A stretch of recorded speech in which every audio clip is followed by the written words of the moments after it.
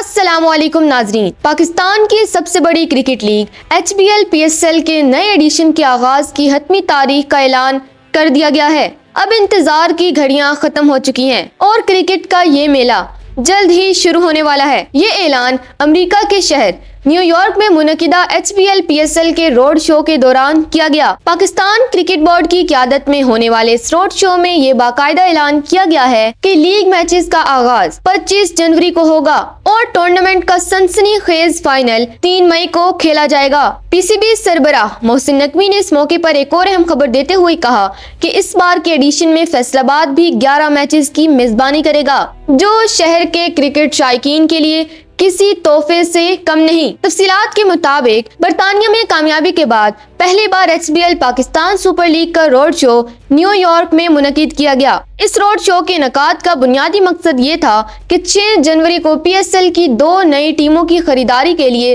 بین الاقوامی سرمایہ کاروں کو راغب کیا جا سکے۔ اس طرح کے روڈ شوز کے ذریعے PCB عالمی سطح پر لیگ کی اہمیت اور کاروباری صلاحیت کو اجاگر کرنا چاہتا ہے۔ نیو یارک روڈ شو میں PCB کے چیئرمین محسن نقوی سمیت پاکستان کرکٹ کی کئی اہم شخصیات نے شرکت کی۔ ان میں موجودہ T20 کپتان سلمان علی آغا، سائم ایوب، ابرار احمد، فہیم اشرف، سعود شکیل اور شان مسعود شامل تھے۔ سابق کپتانوں میں وسیم اکرم اور رمیز راجہ بھی نمایاں تھے۔ امریکہ میں پاکستان کے سفیر رضوان سعید شیخ نے اس موقع پر کہا کہ کھیل دونوں ممالک کے درمیان سفارتکاری اور ثقافتوں کی پہچان کا ایک بہترین ذریعہ ہے۔ اس دوران قومی کرکٹرز شان مسعود، سلمان علی آغا اور سعود شکیل نے PSL میں اپنے ذاتی تجربات کو شرکاء کے سامنے پیش کیا، جبکہ ابرار احمد، فہیم اشرف اور سائم ایوب نے بھی اس لیگ کی اہمیت پر روشنی ڈالی۔ PCB چیئرمین محسن نقوی نے لیگ کی تاریخوں کے اعلان کے دوران یہ عزم ظاہر کیا